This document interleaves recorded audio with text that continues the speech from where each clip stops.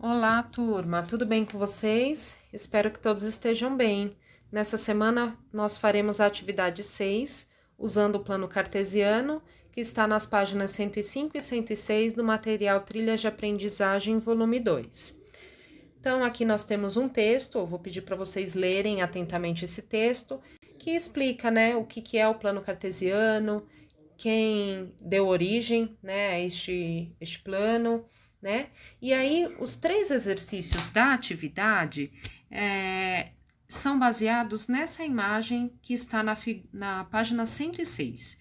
Então, nesse vídeo também, eu coloco a explicação do que é o plano cartesiano, o que são pares ordenados, né, como localizá-los, eles no plano, enfim. Tem toda a explicação, né, de como vocês vão fazer esse exercício, tá? Então, no exercício 1, você vai localizar os pares ordenados e que ambiente ou qual objeto eles representam nessa figura. No exercício 2, é ao contrário. Você tem alguns itens que estão aqui neste mapa, né? Isso daqui é uma planta, né, de uma escola. Então, vocês vão localizar, vocês vão indicar qual é o par ordenado, por exemplo, do fogão de cozinha, do vaso sanitário, né, no banheiro masculino, enfim. E por último, né, no exercício 3, vocês vão criar uma questão, né, utilizando esse plano cartesiano, tá? E dar a resposta à pergunta que vocês formularem. Então, é isso, turma. Aguardem aí que vai, logo em seguida tem a explicação, né, do plano cartesiano, mas eu já desejo a todos uma ótima semana e fiquem bem. Eu vou mostrar para vocês o plano cartesiano. Então, o plano cartesiano é um objeto matemático plano composto por duas retas numéricas perpendiculares, ou seja, são retas que possuem um ponto em comum e formam um ângulo de 90 graus. Essas duas retas são numéricas, pois essa é a condição que tornará possível encontrar as localizações de pontos no plano. Então, uma reta é responsável pela coordenada horizontal, chamamos de abscissa, e ela é representada pela letra X. A outra é responsável pela coordenada vertical, chamamos de ordenada, e ela é representada pela letra Y. Então, um outro detalhe é o seguinte: na reta X, nós temos o zero, né, como um ponto comum. Os números, os valores que estão à direita são números positivos, né? E aí a gente sempre coloca essa seta na ponta porque indica que são pontos infinitos. Então a gente coloca essa seta tanto na reta X quanto na Y. Então, para este lado são os números positivos. 1, 2, 3, 4 e assim por diante. Do zero para a esquerda, nós temos os números negativos. Então, menos 1, menos 2, menos 3 e assim por diante. Agora, olhando a reta Y, do zero para cima, nós temos os pontos, os números inteiros positivos, tá? 1, 2, 3 e assim por diante. Do zero para baixo, nós temos os números inteiros não, né? Reais, negativos, tá? Então, menos 1, menos 2, menos 3 e assim por diante. Agora eu vou falar sobre os pares ordenados e as localizações no plano. Então, um par ordenado é formado por dois números reais, que representam uma coordenada. A ordem é a seguinte: primeiro vem a coordenada x e depois vem a coordenada y. Elas são colocadas entre parênteses para representar uma localização qualquer. Então, vamos a esse exemplo aqui. O ponto A, ele é formado pela coordenada x, que é o número 2, eu vou marcar aqui.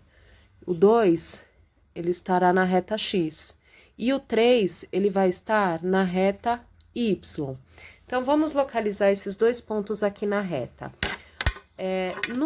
Na reta X, então, nós vamos localizar o número 2. Então, aqui está o 2. E na reta Y, nós vamos localizar o número 3. Então, o cruzamento desses dois pontos, olha, dessas duas coordenadas, vão formar o ponto A. Neste outro exemplo, o ponto B, ele é formado pelo X valendo menos 5 e o Y igual a 2, positivo.